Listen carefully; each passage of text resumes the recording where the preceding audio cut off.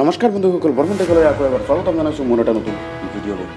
বন্ধুসকল, হোৱাটছআপে আজি নতুন এটা ফিচাৰ আপডেট কৰিলে, কিন্তু এই আপডেটটো আগতে কৰিব লাগিছিলে, কিন্তু কৰিছে আৰু ভাল কথা, অলপ দেৰিকৈ কৰিছে।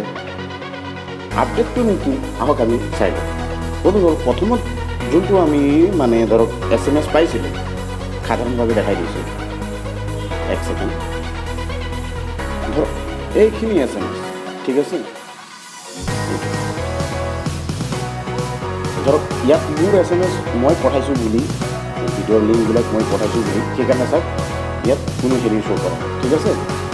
এতিয়া মই দ্বিতীয় হোৱাটছআপত গৈ আপোনাক দেখাই দিম যে এই SMS-ৰ ওপৰত এইটো চাওকচোন, ফৰৱাৰ্ড বুলি লিখা আছে।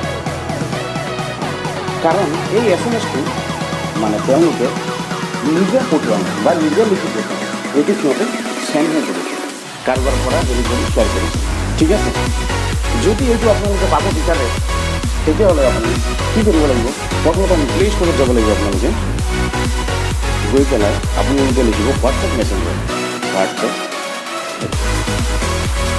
লিখাৰ পিছত ইয়াত চাওক, যদি আপোনালোকৰ হোৱাটছএপ আপডেট নাই, মই আপডেট কৰিছোঁ বাৰু, কাৰণে ইয়াত আনইনষ্টল আৰু অপেন দেখাই আছে, ঠিক আছে। তেতিয়াহ'লে মোৰ এইটো আপডেট কৰা আছে। আপুনি চাওক, ইয়াত লিখা আছে ইউ আৰ বেটা টেষ্টাৰ ফৰ দিছ এপ অ'চম, ঠিক আছে। আপোনালোকে যদি বেটা টেষ্টাৰ নহয়, তেতিয়ালৈকে আপোনালোকে কি কৰিব লাগিব? এইটো চাওক, মই বেটা টেষ্টাৰ হৈ আছোঁ কাৰণে লাৰ্ণ মোৰ আৰু ইফালে লিভ দেখাই আছে, ঠিক আছে। যদি আপোনালোকে নহয়, ইয়াত লিখা থাকিব যে য়েছ আই এম বুলি এটা লিখা থাকিব, তাত আপোনালোকে ক্লিক কৰিলে প্ৰায় 10 মিনিটমান পিছত সেইটো হেৰি হৈ যাব।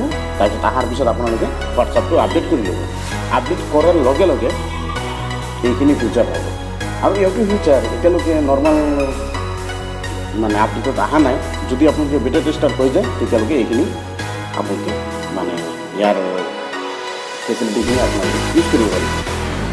বন্ধুসকল, আশা কৰিছোঁ আজিৰ এই দিয়া ইনফৰমেশ্যনটো আপোনালোকৰ ভাল লাগিলে ভিডিঅ'টো লাইক কৰি দিব, শ্বেয়াৰ কৰি দিব, চেনেলটো ছাবস্ক্ৰাইব কৰি দিব, আৰু পাৰিলে কাষত থকা বেল আইকনটো দবাবলৈ একদমেই নাপাহৰিব।